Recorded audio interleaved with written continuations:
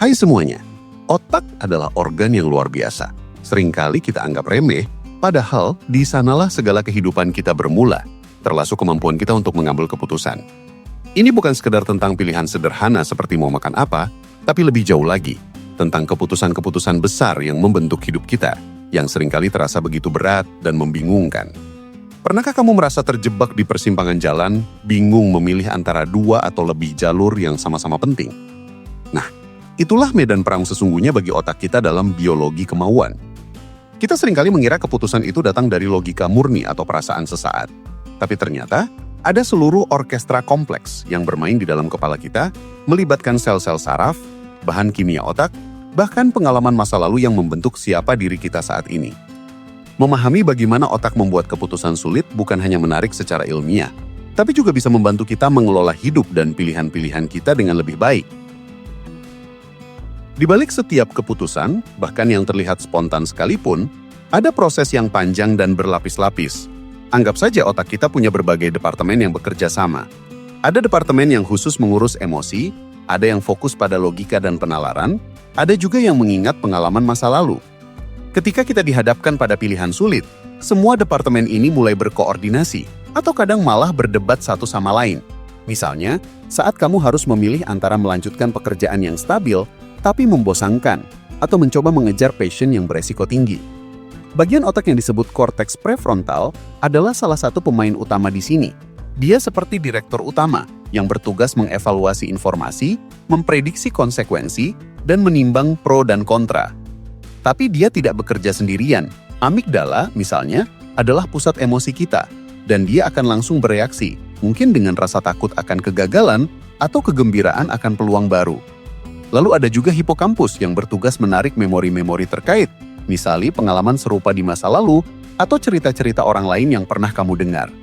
Semua informasi ini, baik yang logis maupun emosional, digabungkan dan diproses untuk akhirnya menghasilkan sebuah keputusan.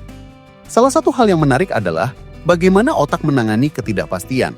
Keputusan sulit seringkali datang dengan banyak ketidakpastian, dan ini bisa memicu stres dan kecemasan. Otak kita tidak suka ketidakpastian. Dia cenderung mencari pola dan prediksi untuk merasa aman.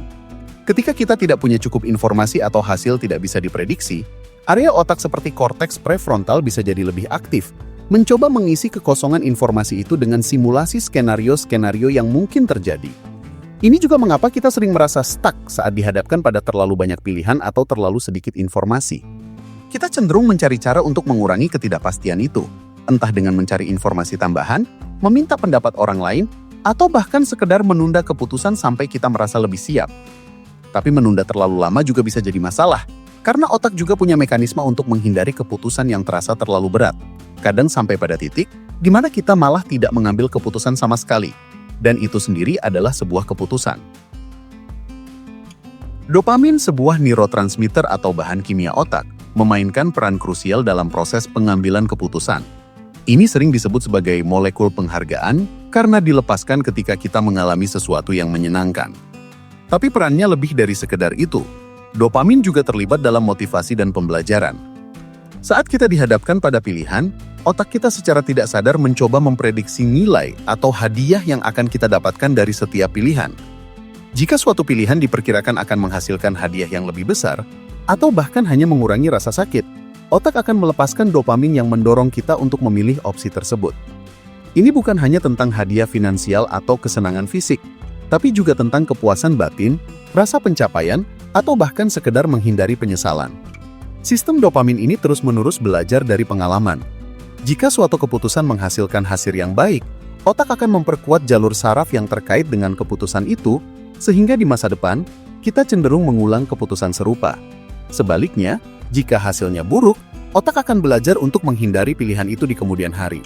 Ini adalah mekanisme pembelajaran yang kuat yang membantu kita mengadaptasi perilaku kita seiring waktu.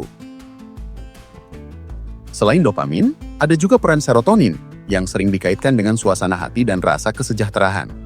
Tingkat serotonin yang rendah bisa membuat kita lebih impulsif atau lebih cemas, yang pada gilirannya bisa mempengaruhi bagaimana kita mengambil keputusan. Misalnya, seseorang dengan tingkat serotonin yang rendah mungkin lebih cenderung membuat keputusan gegabah tanpa mempertimbangkan konsekuensi jangka panjang. Lalu ada juga oksitosin yang dikenal sebagai hormon cinta atau hormon ikatan. Meskipun lebih sering dikaitkan dengan hubungan sosial, oksitosin juga bisa mempengaruhi keputusan yang melibatkan kepercayaan dan kerjasama.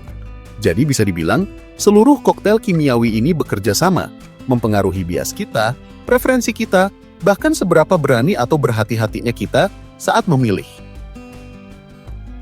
Pengaruh dari lingkungan dan pengalaman masa lalu juga sangat besar. Otak kita itu ibarat spons, menyerap segala sesuatu yang kita alami sejak kita lahir. Pola asuh, budaya tempat kita tumbuh, teman-teman kita, bahkan trauma masa lalu, semuanya meninggalkan jejak di jaringan saraf kita.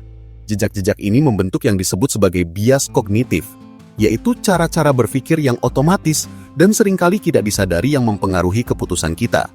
Misalnya, bias konfirmasi membuat kita cenderung mencari informasi yang mendukung keyakinan kita sendiri dan mengabaikan informasi yang bertentangan. Atau, efek framing, di mana cara informasi disajikan, misalnya sebagai keuntungan atau kerugian, bisa sangat mempengaruhi pilihan kita, bahkan jika substansinya sama. Otak kita secara efisien menggunakan pintasan-pintasan mental ini untuk mempercepat proses pengambilan keputusan, terutama ketika kita dihadapkan pada informasi yang banyak atau waktu yang terbatas. Tapi pintasan ini juga bisa membuat kita terjebak dalam pola pikir yang sama dan menghalangi kita untuk melihat solusi-solusi baru.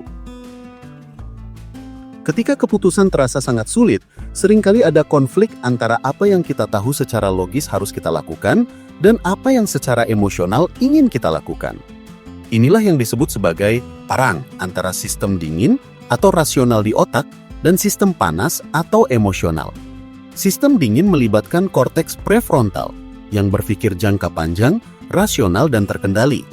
Sistem panas melibatkan amigdala dan area otak lainnya yang terkait dengan emosi yang bekerja lebih cepat, impulsif, dan berorientasi pada kepuasan instan. Misalnya, saat kamu mencoba diet, sistem dinginmu tahu kamu harus menghindari makanan manis, tapi sistem panasmu tiba-tiba menginginkan sepotong kue coklat. Keputusan yang baik seringkali melibatkan kemampuan untuk menyeimbangkan kedua sistem ini, membiarkan emosi memberikan informasi yang berharga, tapi tidak membiarkannya sepenuhnya mendikte pilihan kita.